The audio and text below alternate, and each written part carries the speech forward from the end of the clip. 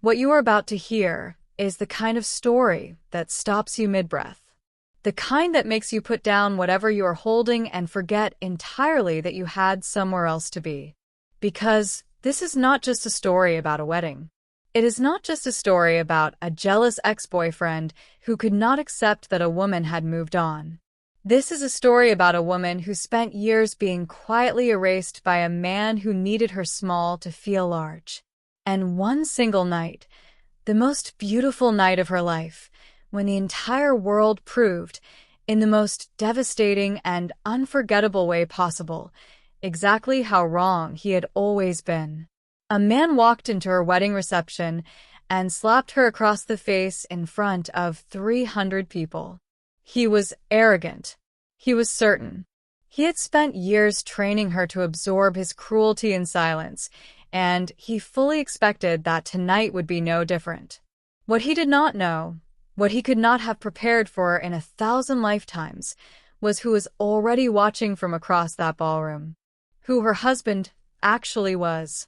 What the tattooed man in the black suit standing perfectly still 20 feet away had already decided the moment his hand made contact with her cheek. And what every single suited man near those doors was waiting to be told to do. By the time the story is over, you will not be able to breathe. So stay with me. Every word of this is worth it. Before we go further, drop your location in the comments right now. Tell me what city, what country, what time it is where you are. I love knowing where you are watching from. And if you have not subscribed yet, hit that button right now and turn on your notifications so you never miss a story like this one. Now, let's get into it. Some people walk back into your life to celebrate you. Some walk back in to apologize. Terry Horner walked back into mine to remind me of who he had decided I was, and he chose the single worst night, in front of the single worst person, to try it. It was the most stunning night of my life. I was standing inside the Ivory Crown Grand Ballroom, 300 guests filling every gilded corner, chandeliers blazing overhead like captured stars, white florals lining every table edge in arrangements I had chosen myself. I was wearing a silver gown that caught the light every time I moved, diamonds at my throat that still felt surreal against my skin. I had spent months helping coordinate this night down to the last detail. The music, the flowers, the menu, the timing of every single moment. And standing inside it, surrounded by it, it felt like finally arriving somewhere I had been walking toward for a very long time without knowing the destination. I was laughing. Actually laughing, genuinely, without calculating how it looked, standing near the champagne display with Lamar's cousin Day One when I felt a hand close around my arm. Hard. The kind of grip that is not a greeting. He turned me around before I could process what was happening. Terry. 3 years of my life stood in front of me in an expensive suit that still somehow looked wrong on him tonight, eyes moving slowly over my dress, over the room, over everything around me. And then something crossed his face that I recognized immediately, the way you recognize a smell from a house you used to live in. That specific look. The one he used to get when I wore something that made me feel good about myself, and he needed to make sure I understood it was not as impressive as I thought. You think this is your life now? His voice was low, pointed, designed to carry just far enough. You actually think you belong here? I kept my voice level. Terry, you need to leave. He laughed. Not a real laugh. The kind that exists as a warning. His hand came across my face before I saw it move. I only heard it, a sharp, flat crack that cut through the music, through every conversation, through every sound in that enormous room. It hit the walls. It hit the ceiling. It traveled. Everything stopped. My hand went to my cheek. My clutch hit the marble floor. The room tilted, not from pain but from the specific cold shock of something you did not see coming, the full-body jolt of ice water with no warning. People were staring. Someone nearby made a sound that wasn't quite a word. A woman to my left covered her mouth with both hands and did not move them. Terry was still talking. I could not hear the words. There was a ringing in my ears, and all I could do was stand there with my palm pressed to my face, trying to remember how breathing worked. Then I looked across the room, and I found Lamar's eyes already locked on mine. He hadn't moved yet. He was standing completely still, roughly 20 feet away, champagne glass held loosely at his side, neck tattoos visible above his open collar, the same quiet steadiness he always carried. He had been calm all evening, happy, even the expression of a man exactly where he chose to be. That expression was gone. What replaced it was something I had never seen on his face in all the months I had known him. It was not anger. Anger is reactive. Anger is loud. What was on Lamar Emery's face was something that lived on the other side of anger entirely, colder, more deliberate, more absolute. The stillness of a man who has already made a decision and is simply waiting for the precise moment to act on it. The guests nearest to Terry took one full step backward, quietly, without seeming to realize they were doing it. The men near the ballroom doors, the ones in black suits who had been standing with the casual ease of wedding security all evening, were no longer casual. They were very, very still, watching Lamar, waiting. Terry still had not turned around. He was still sneering at me, still performing for an audience he thought was his, still absolutely certain of himself. He had no idea what was standing 20 feet behind him. He had no idea what kind of man he had just touched in front of. And 6 months earlier, neither did I. 6 months before that night, I was nobody remarkable. Or at least that was what I had spent 3 years being trained to believe. I was 27 years old, a luxury event coordinator with a reputation for precision, and a private life that felt like a room with all the furniture pushed against the walls. The relationship with Terry had ended 14 months before, not with a dramatic confrontation, not with a conversation that gave me any real closure, but with a slow, quiet revelation that he had been building something with his new assistant Priya, while continuing to tell me I was the one who needed to work on herself. I did not fall apart publicly. I never did. I sat with it privately, the way I had learned to sit with most things Terry had given me, quietly, without making a fuss, telling myself that needing less was the same thing as being strong. I had been coordinating events at the Ivory Crown for 2 years when Lamar Emery first walked through the doors. He booked a private dinner for 14. He was quiet, polite. He wore a dark suit and shook hands with the kitchen staff and left individual envelopes for every person who worked his event. He did not carry the specific energy that wealthy men usually carry, that loud, space-consuming certainty that everyone in the room should feel honored by their presence. He simply moved through the space like a man who had nothing to prove because he had already proven everything that mattered to him. He came back the following week, and the week after that. He always requested to work with me specifically. I assumed at first it was preference, some clients valued consistency. But then he began arriving early, before his guests, and we would talk in the way that does not happen between a coordinator and a client. He asked what I thought about things. He listened to my answers like they actually mattered. He remembered details from previous conversations and returned to them. One evening, I typed his name into a search engine. I was sitting in my apartment with dinner going cold, and I typed it almost without deciding to. Then I set my fork down. Lamar Emery, owner of 3 private holding companies, luxury real estate portfolios operating across 4 countries, a private security firm with contracts across East and Southeast Asia. His name appeared in financial journals beside names I recognized from major news cycles. And then further down the other entries. A federal investigation, closed. A profile from an investigative outlet that described him as a man whose real influence extended significantly beyond what could be publicly documented. A photograph outside a courthouse in Seoul, expression unreadable, surrounded by men in suits who were not his lawyers. I closed the laptop. I opened it again. I stared at it for a long time. Then I made a decision I did not fully understand until much later. I showed up the next morning anyway. He was already there when I arrived.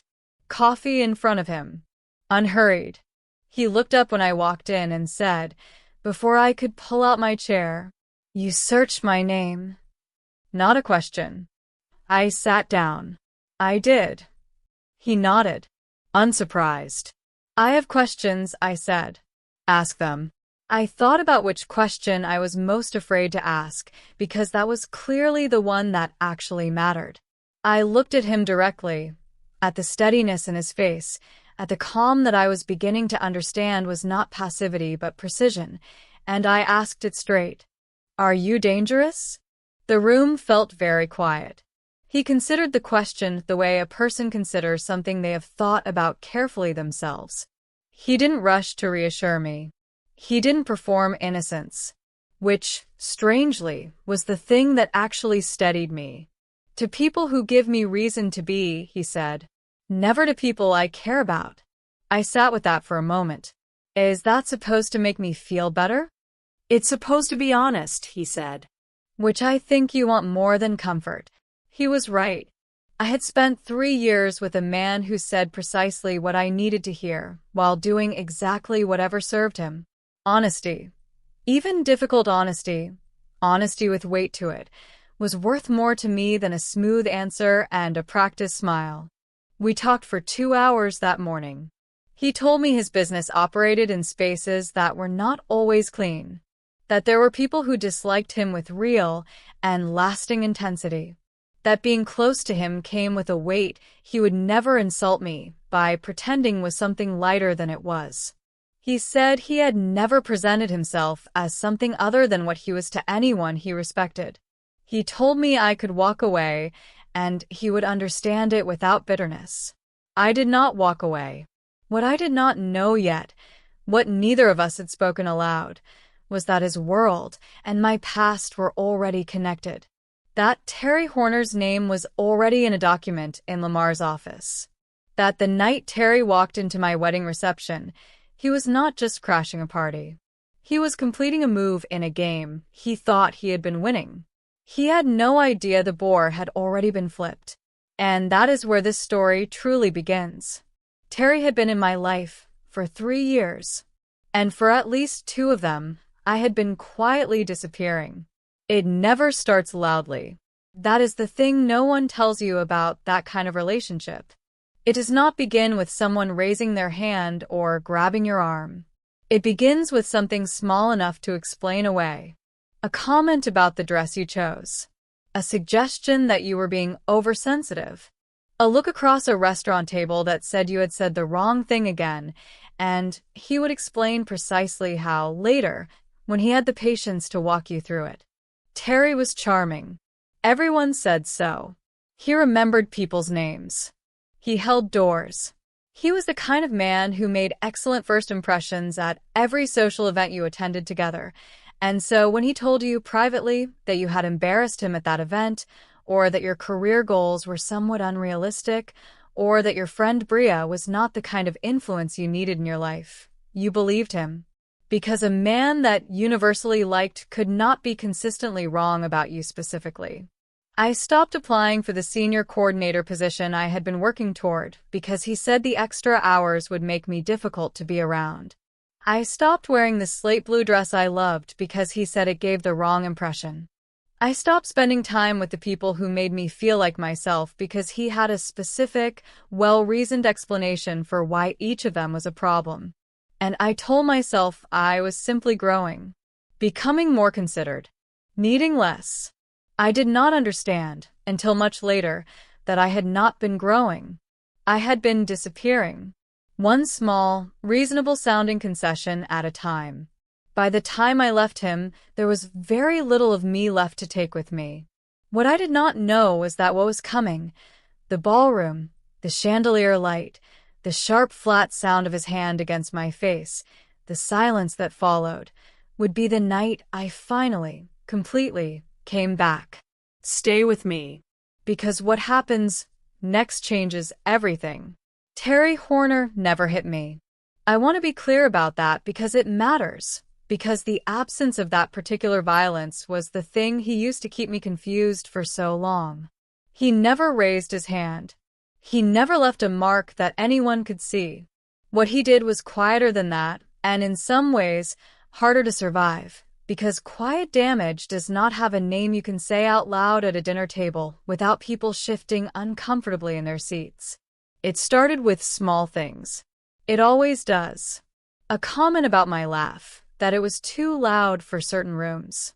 A suggestion, delivered gently, that the promotion I had been working toward for 18 months was perhaps a little ambitious given where I currently was in my development. The word development sitting in my chest like a stone I had swallowed. He said it kindly. He always said things kindly. That was the architecture of it, the kindness that framed every subtraction so that by the time something had been taken from you, it felt like a gift. I stopped laughing loudly. I withdrew the application. I told myself I was simply becoming more self-aware. He had a way of making erosion feel like growth. By the second year, I had stopped wearing colors he found attention-seeking. I had distanced myself from my closest friend, Adiz, because Terry had a thoughtful and well-reasoned explanation for why her energy was not serving my peace. I had stopped talking about my ideas in group settings because he had pointed out more than once that I had a habit of speaking before I had thought things fully through.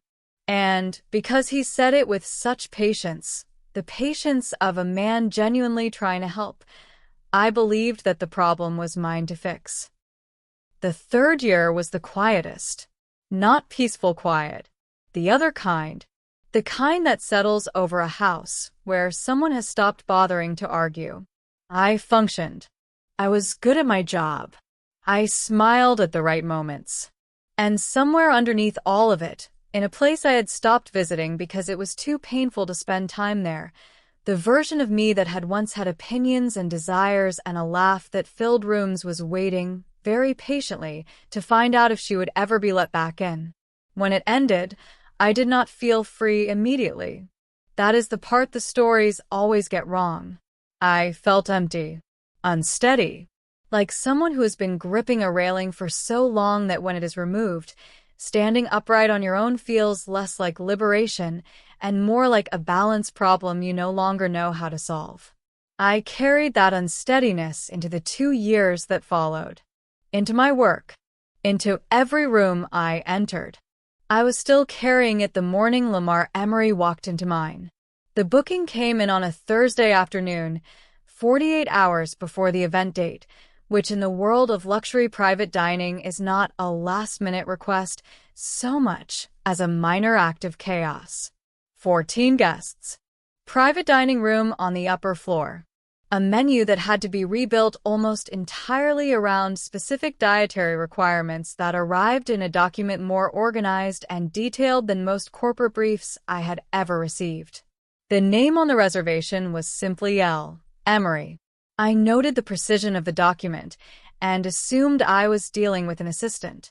Someone thorough, professional, working on behalf of a client who expected everything handled before he arrived so he would never have to think about the details at all.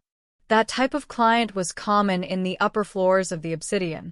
Men who moved through spaces that had been entirely prepared for them, who confused that preparation with their own effortlessness. I was ready for that man. Lamar Emery was not that man. He arrived 20 minutes before his guests, which was the first thing that surprised me. He came through the private entrance with 2 men flanking him, both large, both quiet, both with the specific quality of stillness that is not relaxation but readiness. They positioned themselves without being directed to. They did not look at me the way security personnel usually look at hotel staff, which is to say they did not look through me. They simply noted me, assessed, and moved on. Professional in a way that had nothing to do with hospitality. Lamar himself was lean, composed in the way that has nothing to prove. He wore a dark suit with the collar open, and the tattoos that climbed his neck were not hidden or apologized for. They were simply part of him, the way everything about him seemed deliberate rather than incidental. He shook my hand and told me the event looked exactly as he had hoped, which was a thing clients said often and usually meant nothing. When he said it, he had already looked at the room completely, the placement of every element, and I understood that he actually meant it. He had checked. He had noticed. That was the second thing that surprised me. He asked one question about the menu timing, confirmed two details about the seating, and then, before I moved to step back into the operational background where coordinators are supposed to disappear, he looked at me directly. Not in the way men sometimes looked at me that I had learned to neutralize quickly. Something different. More careful. The way a person looks at something they are genuinely trying to understand. Reading context, reading history, reading the space between what is being said and what is being held back. It lasted only a moment. Then he thanked me and turned toward the room. I walked back to the coordinator station and stood there for a moment longer than I needed to. Something had shifted. I could not have told you what. He came back the following week, and the week after that. By the third visit, I had stopped pretending to myself that I was simply a coordinator he found reliable. We talked in the margins of every event, before his guests arrived, during the quiet intervals when the room was running itself and there was nothing that urgently needed my hands. He asked questions that were not small talk. He remembered the answers. He returned to things I had mentioned in passing weeks earlier as though he had been holding them carefully in the interim, waiting for the right moment to set them back down between us. I was not naive enough to miss what was happening. I was, however, practiced enough at talking myself out of things to almost succeed. Almost. It was a Tuesday evening, a smaller booking, 10 guests who had arrived and settled and no longer needed managing, when I found myself standing near the window at the far end of the room and realized Lamar had come to stand beside me. Not close. Just present. Looking out at the city, the way a person looks at something they are not really seeing, because what they are actually doing is deciding something. The thing between us had no name yet, but it had weight. It had been accumulating weight for weeks, and I was tired of pretending I could not feel it. I had spent 3 years with a man who never told me the truth about anything that mattered, who dressed deception in the language of protection and called it care. And here was this quiet, precise, tattooed man with armed associates who positioned themselves at every entrance, whose name appeared in federal documents, who looked at me like I was something worth reading carefully, and I was standing beside him in the dark deciding whether to ask the question or keep performing composure. I asked the question, "Are you dangerous?" He did not answer immediately. He did not flinch or laugh or reach for a reassuring deflection. He simply turned the question over, the way you turn over something with real weight to it, with respect for what it actually costs to ask. "To people who give me reason to be," he said finally. "Never to people I care about." The room was very quiet. "That's not a simple answer," I said. "No," he agreed. "It isn't. You're not going to tell me I have nothing to worry about." "I'm not going to lie to you," he said. "I don't think you'd respect it. And I don't think you'd believe it." He was right on both counts.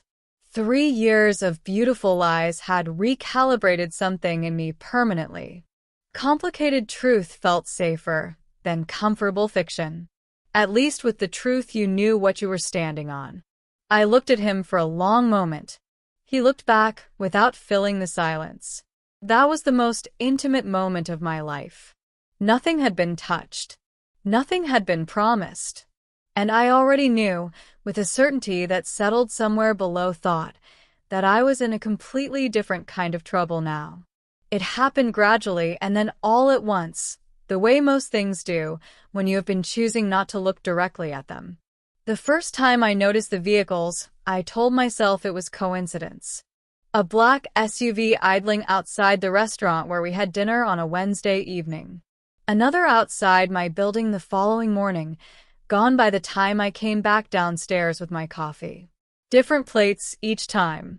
Same quality of stillness. The kind of parked car that is not simply parked. Then I began noticing the men. Not always the same faces, but always the same posture. That specific readiness I had first observed in the two who flanked Lamar at the Obsidian. They appeared at the edges of wherever we were. At the corner table of the cafe. Near the entrance of the gallery we walked through on a slow Saturday afternoon. Present without being intrusive. Watching without appearing to watch. And the phone calls. He took them in Korean, stepping just far enough away to be private, and whenever I entered a room mid-conversation, there was always a pause. Not guilty, not startled, just deliberate. A man managing two separate registers of his life with great care. I let it accumulate for 3 weeks before I said anything. That was my old habit, absorbing, enduring, telling myself I was being patient when what I was actually being was afraid to name what I could see. But I had made a quiet promise to myself when I left Terry. I had promised that I would not perform blindness again for the comfort of someone else. So, I named it. We were in his car, late evening, city moving past the windows, and I turned to him and laid it out plainly. The vehicles. The rotating men. The calls that paused when I appeared. I did not frame it as an accusation. I framed it as a woman who was paying attention and needed him to meet that attention honestly. He listened without interrupting. When I finished, he was quiet for a moment, not the quiet of someone assembling a palatable version of the truth, but the quiet of someone deciding how much of the full weight to hand over. The things I've done to build what I have, he said, some of them have enemies. And those enemies are patient. How patient? Patient enough that I don't move through the world unaccompanied, he said. Patient enough that the people close to me are also considered. The word considered landed carefully between us. We both understood what it meant. And me? I asked. He looked at me steadily. You have been considered since the second week. I sat with that for the rest of the drive. The weight of it. The strange, complicated thing it did to me, which was not fear, exactly. Not entirely. I should have walked away. Every reasonable part of me understood that clearly. I already knew I wouldn't. He had asked me to organize the contract files in his secondary office, the quieter one, on the upper floor of the building he used for legitimate business, all clean lines and natural light and the particular orderliness of a man who thought carefully about his environment. It was a task I had offered to help with on a Thursday afternoon when his assistant Junho had called in sick and Lamar had 3 back-to-back calls that could not move. I was comfortable in that office by then. We had been together 8 months. I knew where things lived. I was methodical about it. That is how I approach most things, working through a system, category by category, returning each item to a place that made structural sense. I was not looking for anything. I want to be clear about that. I was simply doing what I had offered to do, moving through folders with the quiet efficiency that had always been one of the things I was genuinely good at. The dossier was in the 3rd drawer, behind a set of quarterly reports. It was not hidden exactly, but it was not filed with the standard contracts either. It was a thick document, rubber-banded, the kind of assembly that suggests it has been consulted regularly and returned to the same place each time. I opened it because it had no label and I needed to know where it belonged. It was a financial surveillance document. Corporate threat assessment, the kind that organizations commission when they need to understand who is working against them and how. There were names, company structures, transaction patterns, legal entity diagrams. I began to flip through it with the detached attention of someone filing rather than reading. And then, near the bottom of the 3rd page, in a column listing hostile corporate entities, I saw it. Horner Capital Group. I stood very still. Terry's firm. His name was not attached, it was the corporate entity only, but I knew that name the way you know the particular sound of a voice that once had authority over you. Instantly. In the body, before the mind catches up. There were annotations beside it. Figures. Dates going back 14 months. Whatever Horner Capital had been doing, it had been documented carefully and for a long time. I stood there for what felt like much longer than it probably was. Then I took out my phone and photographed the page. quietly, without drama, the way you do something when you're not entirely sure why you're doing it, but understand that the moment calls for documentation rather than questions. I did not photograph anything else.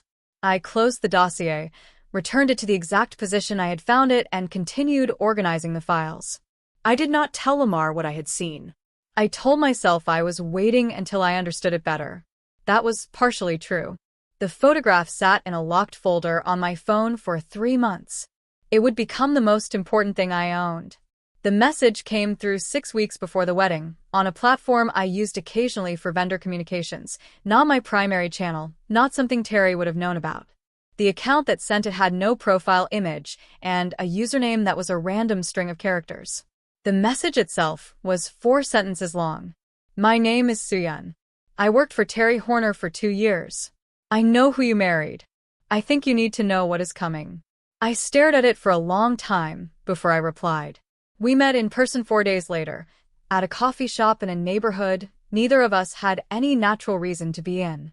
She was younger than I expected, mid-20s, precise in her appearance, with the particular composure of someone who has been professionally invisible for long enough that it has become a second nature.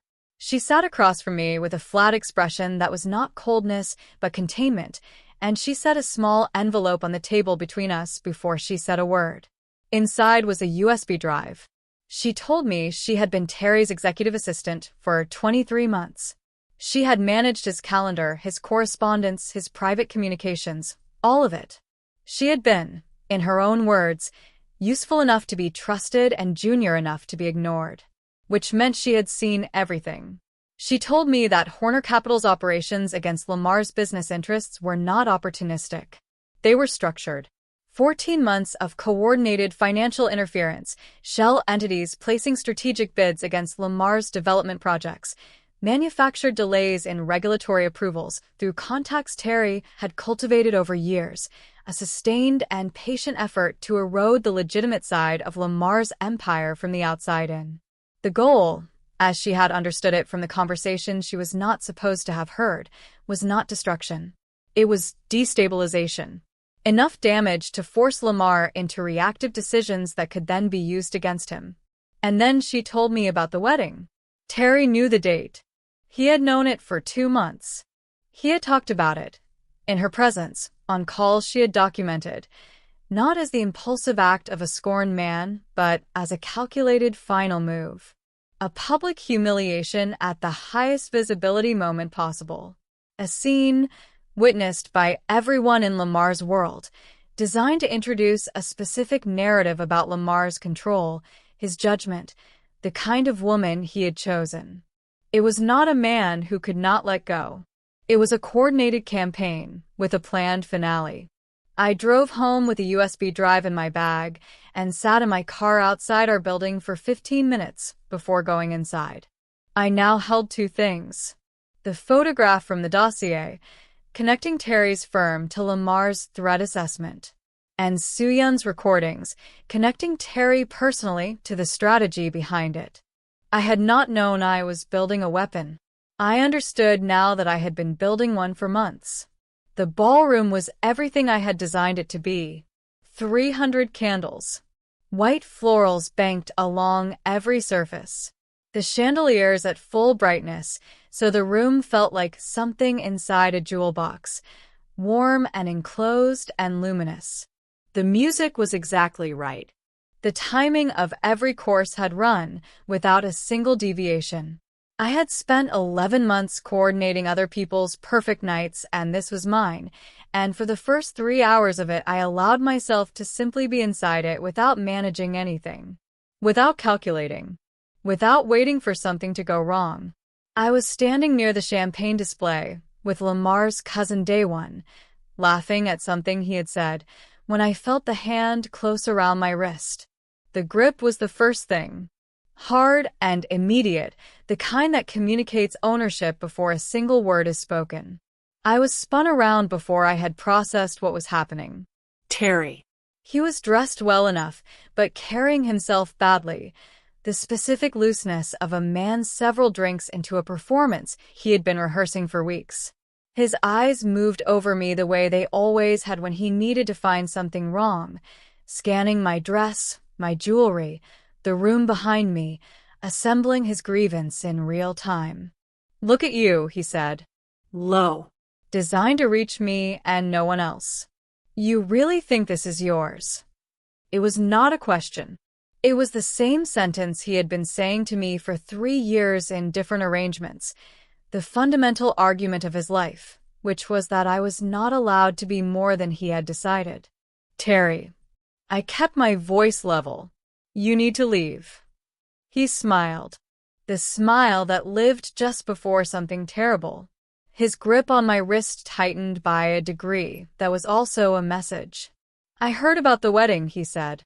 "I wanted to see it for myself. All of this." He gestured broadly at the room, at the flowers I had chosen, at the life I had built. "You actually think you belong here?" I opened my mouth.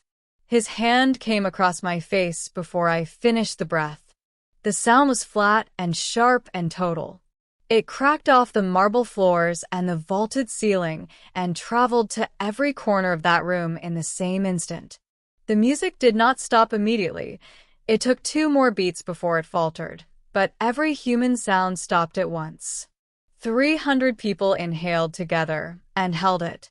My hand went to my cheek. My clutch hit the floor. The room tilted with the cold, full-body shock of something you did not see coming. Terry was still smiling, still facing me, still utterly certain of himself. He had not yet turned around.